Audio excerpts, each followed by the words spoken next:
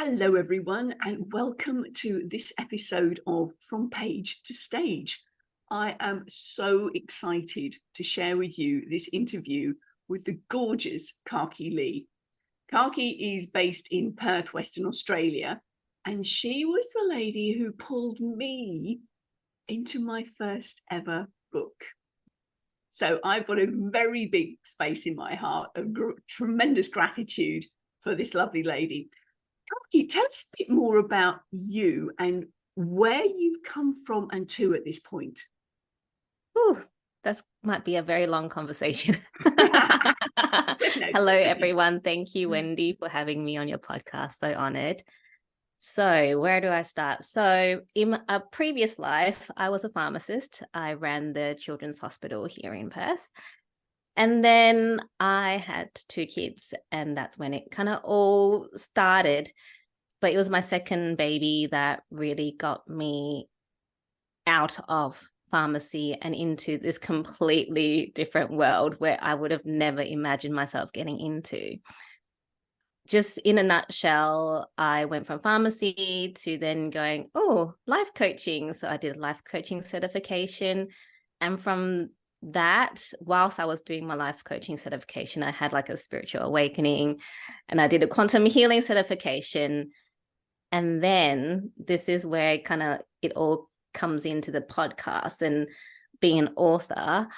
I started my podcast middle of 2020. So during the pandemic. Mm-hmm. Yes. And I was actually not thinking of starting a podcast at that time. I thought, right, I'm, working with 2 coaches to get my coaching and healing, business up and running, and, just really working really hard with like a under 1-year-old, my husband working away still and all the things.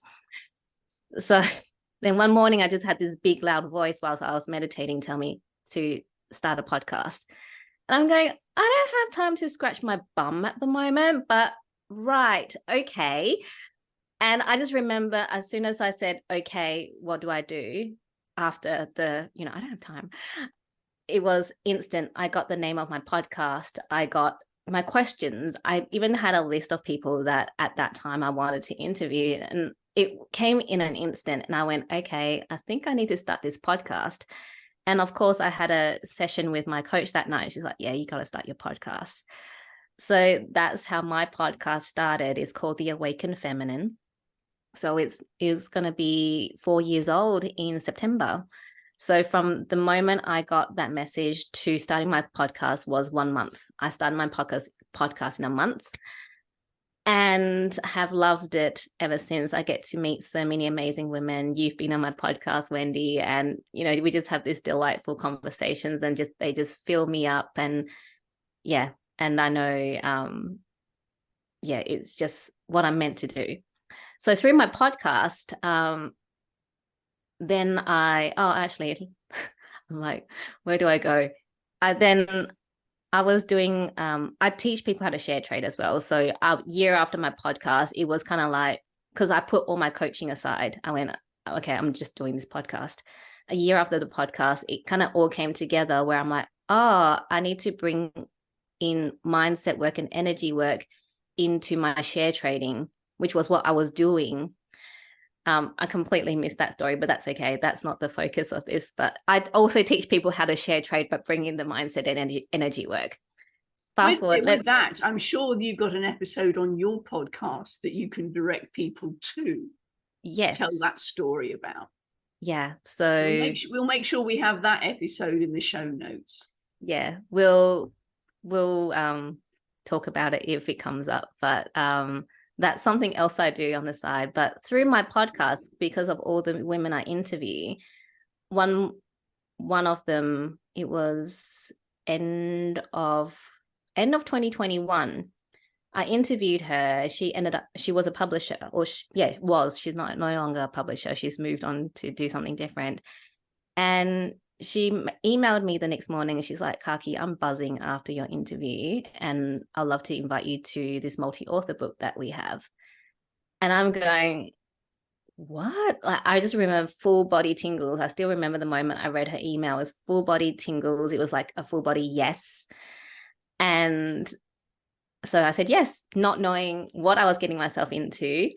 I just went yes, because for the whole year of 2021, I had the nudge to write. It was like, you need to start writing. You need to start writing. I'm like, I don't have time. I'm doing a podcast. I'm doing all these things. And the universe just went, here, let's give you a book on a silver platter. You just need to write, woman. And so I started writing. And within 6 months, I did 2 multi-author books. So after that first one, Uncensored, Untamed, Unleashed, then I got invited into another one called Prosperity Codes with a different publisher. But I'm through meeting her in that first book. So it's just beautiful learning about not having to do business alone and the networking aspect of it, because I was doing everything alone. Yes, I networked through my podcast, but it was very different, and people just want to help you. Like, I was like, oh, people want to help me, like no questions asked. It was really quite amazing. But then through that, then I partnered with my first publisher, and because one morning, as you do, I had this download for a book. I was going to meet with her anyway to talk about children's books, because I had a download of writing children's books, which is still like there, but I'm been resisting to do, but that's another story. And and then I had a meeting with her to talk about children's books. And as I was driving home that morning, I had this download of The Awakened Feminine, same title as my podcast. So I talked to her about children's books, and then I'm like, this came through before our meeting. I'm just going to ask you, how do you do multi-author books? How does it all work? And then she's like, oh my gosh, we need that book out there. So we had a little chat about that. And then that started me being more active in the multi-author book space, because I was responsible for bringing in the women, one of them being you. And she did all the publishing side of things, so the admin background type of things.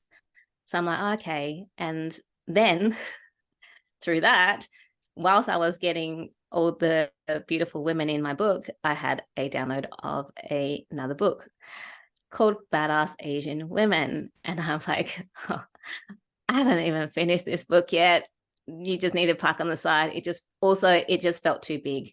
Like, who am I to kind of like Asian women? Like, yeah, I am Asian, but that space seemed quite one niche, but also it felt like it was such a big mission. So I'm like, no. And of course, when things are meant for you to do, it just keeps coming back and reminding you. It's like, hello, we're here. And I'm like, I don't have time.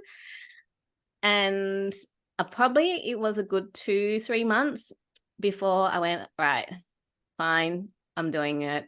What do I do? And that was when I got the download to also start my own publishing company, because it just made sense that this had to be all in my energy rather than partnering with a publisher. I mean, which made the process a lot easier, because I didn't really have to do all the back end stuff. And now that I know, I'm like, oh, there's actually quite a lot of moving pieces I need to worry about. But the book is now published, and I'm like, yeah. So, and I love it, just being able to witness the journeys of my authors. That's probably one of the best things for me to witness, to see people heal through storytelling. And that's why I love not just my podcast, but also now, being an author. So sharing my story and actually getting feedback from people saying, oh, wow, I didn't know that about you. Oh, wow, like that really helped me. And getting, hearing my authors receive the same. And it's just been a beautiful process. Can I interrupt you for a second? Do you find that the process of writing down some fairly deep and vulnerable stuff, yes, you said it's healing, but do you find that that is also then a first step to be able to share that orally?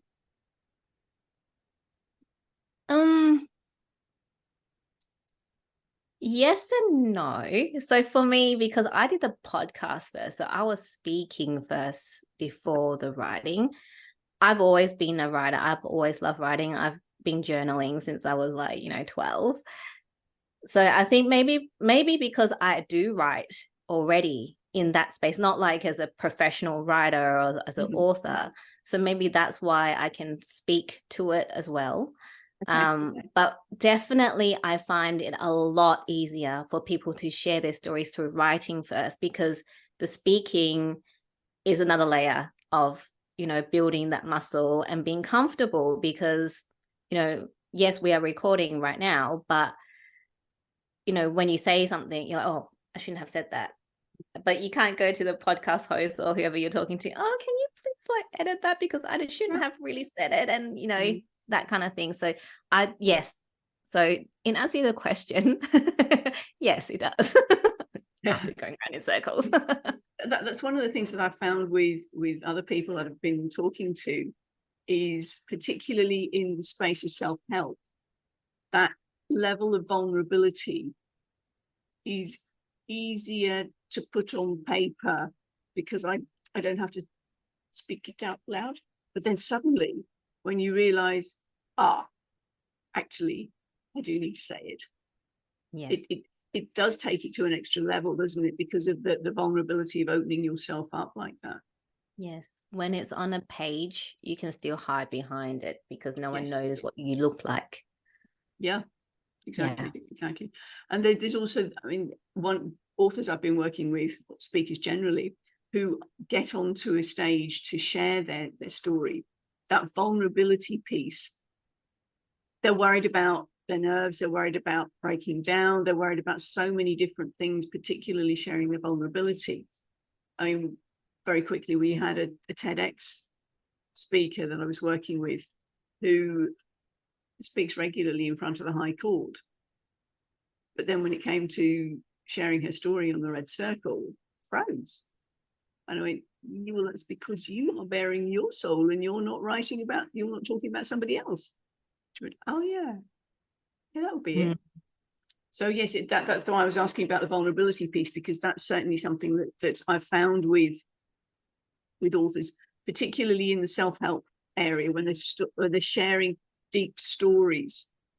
So anyway, you were saying, forgive me for interrupting, the podcast came first, then there's the author. How many books have we got on the bookshelf now? Fantastic. Do you happen to have them by you? Yes, they're always with me now. Of course. This is the first book. Right. Excellent. This is the second book. Prosperity Codes. Yep. You mentioned that one. This is the one that me and Wendy are both in. Yes. The Awakening, and I just love this cover. Oh, it's brilliant. Yeah, it's so beautiful. And this is anyone I've shown that to has gone, oh, give me it. And then this one. Yes. This is from my own publishing company. So this has my blood, sweat, and tears. KAKI written in blood all over it. Yes. Yeah, well, it's all red.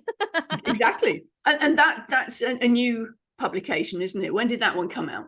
That one just came out in February 2024. February 2024. Yes.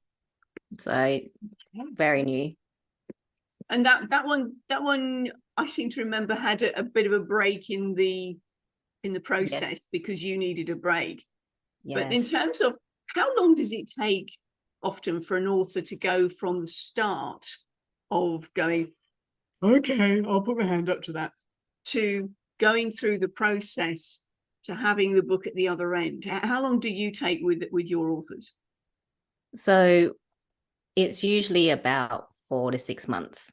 Okay. So the timeline can be kind of written in the sand at the beginning, because we don't know how many people are going to sign up to be in the book.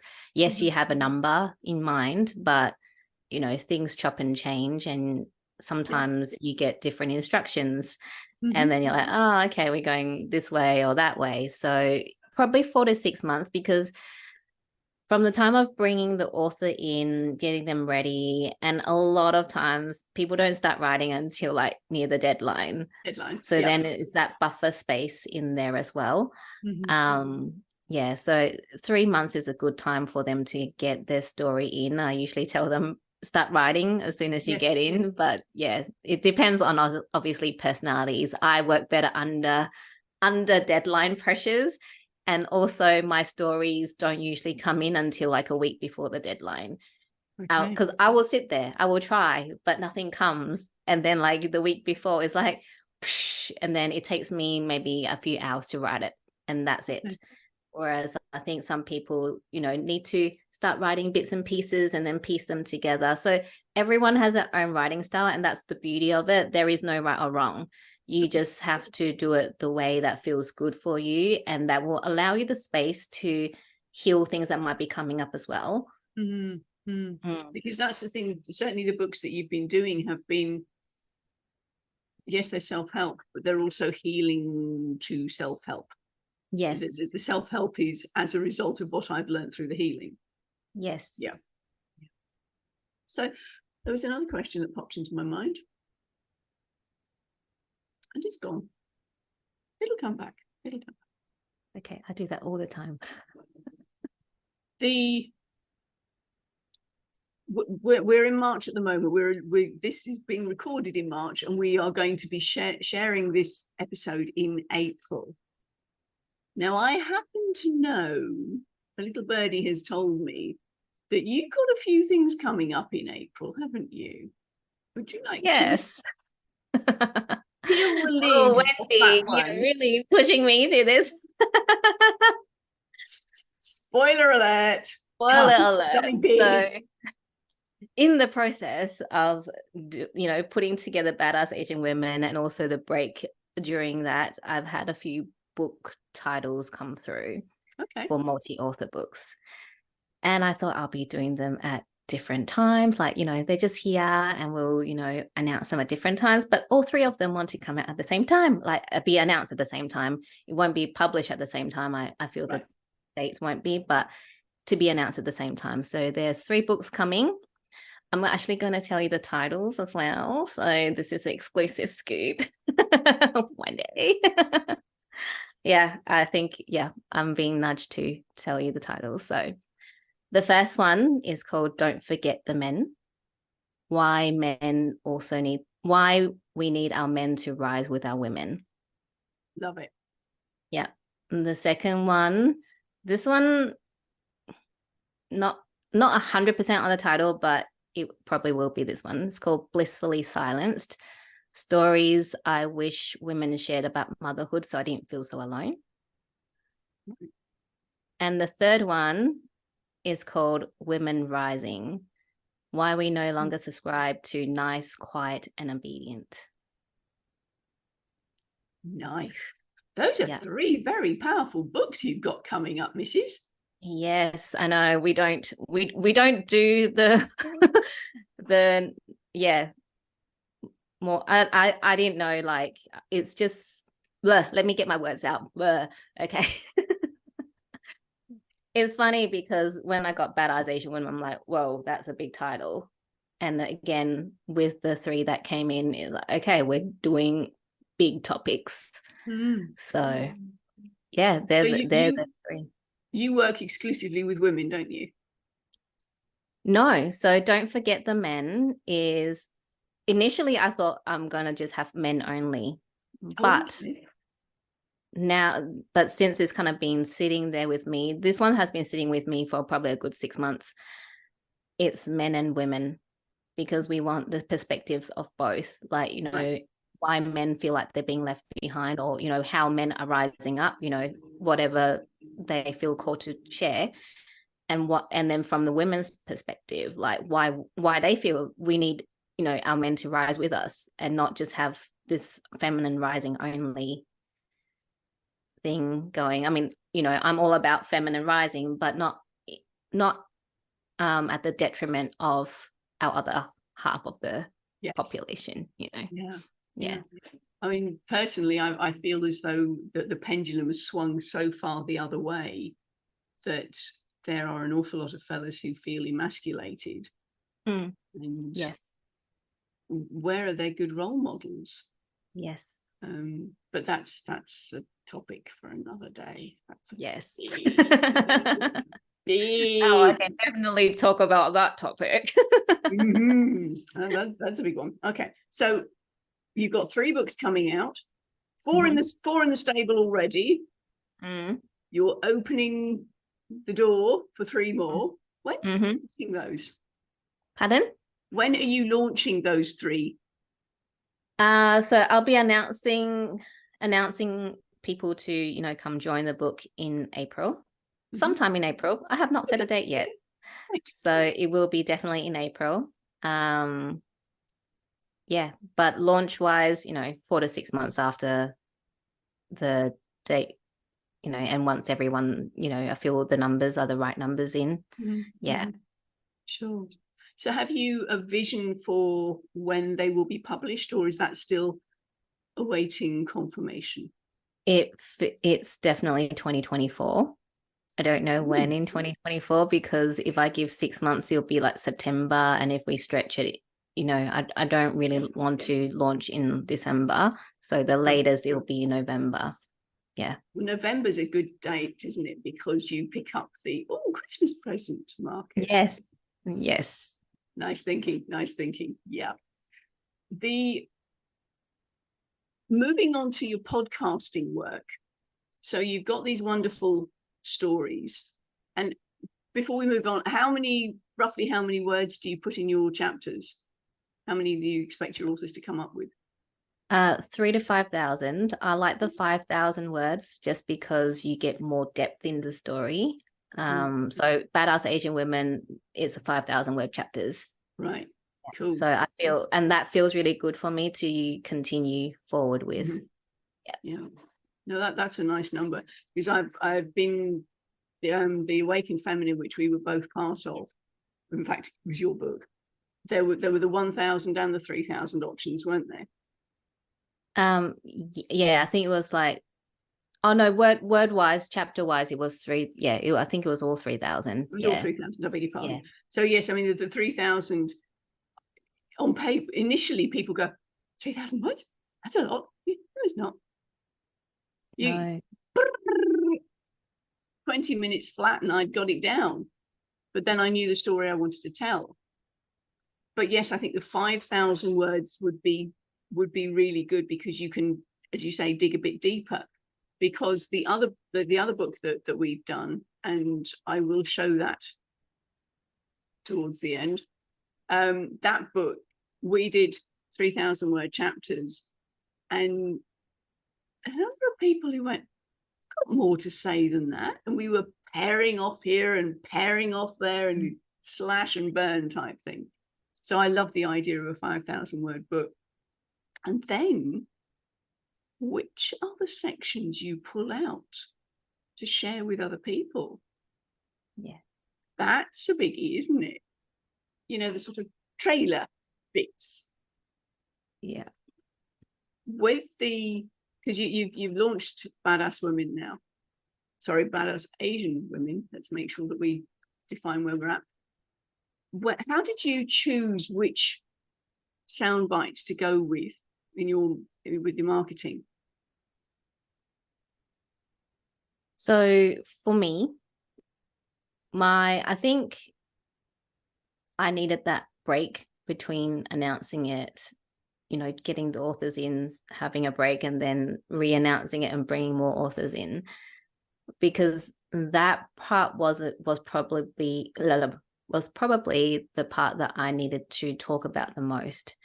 It was, so whilst my story goes through from age 0 to now 41, nearly 42, the focus is lazy and angry. So my chapter's called Lazy and Angry, but it talks about how I've never been lazy and angry until I learned what that really meant, and actually allowing myself to feel emotions.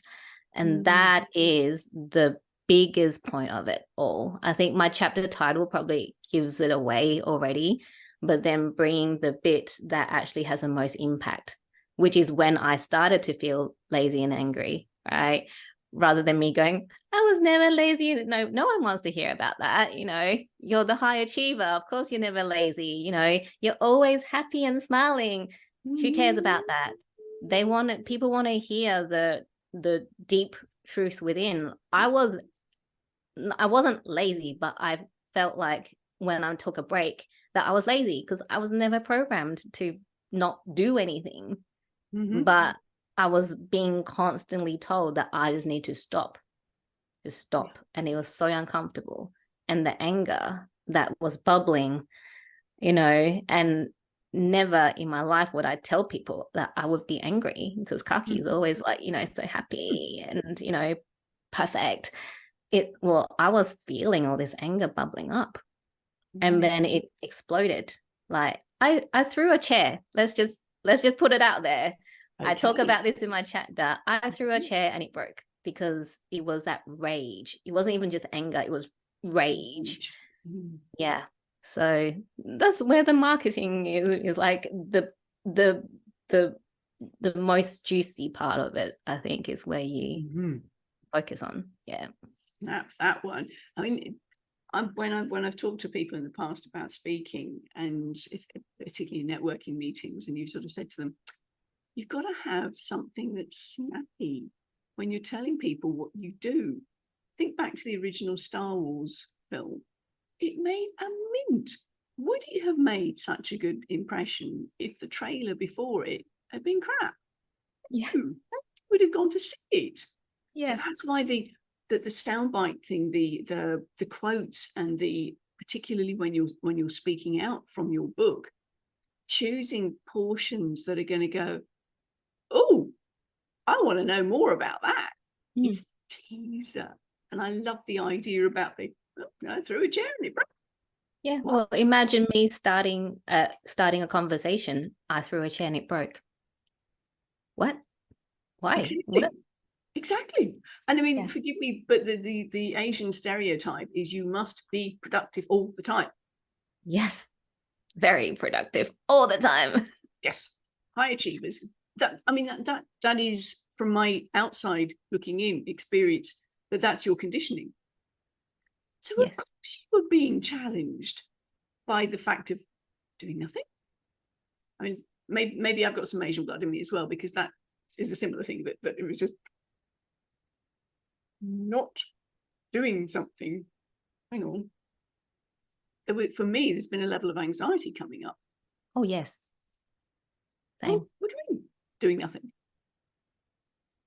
The idea of meditation. If I'm still, I fall asleep. I've discovered something this last couple of weeks. Swimming. Aye. I'm being active. Clearing at the same time. Yes. I found my meditation. Swimming is, and I think one of the things that people, like, you always get people tell you need to meditate, but meditation can look very different for very different people, right? It's not you actually having to sit there.